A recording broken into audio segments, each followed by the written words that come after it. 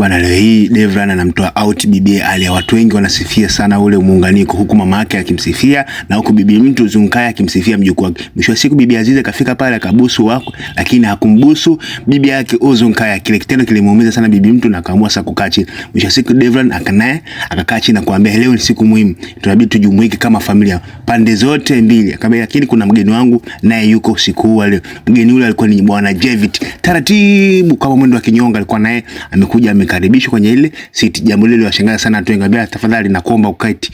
Mwisho siku wakaanza kuserviwa na ule waiter, lakini jambo lile liwaumiza sana watu wengi. Kwa upande wa pili bwana Yusufu anamwaga bibi Zelha, anakuambia kwamba sasa hivi kile kilichomleta pale kashakimaliza, sasa anahitaji kuondoka. Lakini bibi yule alikuwa anambembeza sana asiondoka, kitu na kumbatiana bwana. Alishangaa kuona genge la boyfriend wake na bibi Melissa likija pale na kwanza kwa shambulia huko akiwabana kila mtu. Lakini bwana Jemo naye alishuhudia ule mtanange, naye Jemo akavamia, lakini naye Jemo akaekwa chini ya ulinzi. Lakini ule boyfriend wake na Melissa alikuja na kwanza kuharibu bodaboda ya bwana mkubwa Yusufu. Kitendo kile kilifanya apoteze fahamu, huku bibi akimsaidia akimuita kwa jina lake. Lakini upande wa pili Umit alikuwa anasimamia masuala ya kusafisha makontena bwana mkubwa huyu Yavuzi. Sasa kwa upande wa pili akamwambia jamani, sasa inabidi kama familia tuweze kuwa pamoja. Lakini bwana Jevit akasema hivi, tutakuwaje pamoja kama na matatizo? Sasa kwa upande wa pili kwa Umit bana ashangaa kuona mapolisi, ikabidi amvutie simu bwana Yavuzi. Yavuzi akasema unasemaje? Mapolisi inabidi sana amwambie mamake. Mwisho siku Yavuzi na mamake wakasepa eneo lile. Naye bwana Jevit akamwambia jamani, nashukuruni, endeleeni kuenjoy chakula chenu. Naye akaondoka.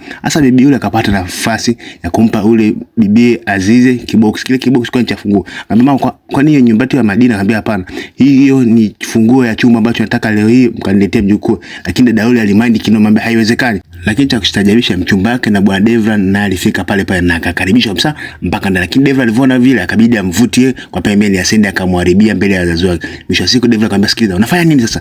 Unafanya nini? Unataka kuniharibia? Ila bibi yule akamwambia sikiliza, nimekusubiria kwa muda mrefu sana, kwa zaidi ya miaka 5, tafadhali leo fahamu siku yetu muhimu. Sasa huko bibi akasema, akanaongea mwenyewe kwa hiyo, akamwambia sasa leo lazima nikawaoneshe upande wangu wa pili. Kufika toka anakuta Devran hayupo pale, ikabidi sasa aanze kuzunguka amtafute Devran. Ila kwa mbali akapata kumwona Devran pamoja na mchepuko wake. Sasa akafika pale yule bibie akaanza kumbembeza bwana mkubwa Devran tayari kwa shalegea. Akata anaendelea kukumbatiana. Bibi yule alifika pale kuita Devran na yule bibi walishangaa kumuona Azize amewakamata.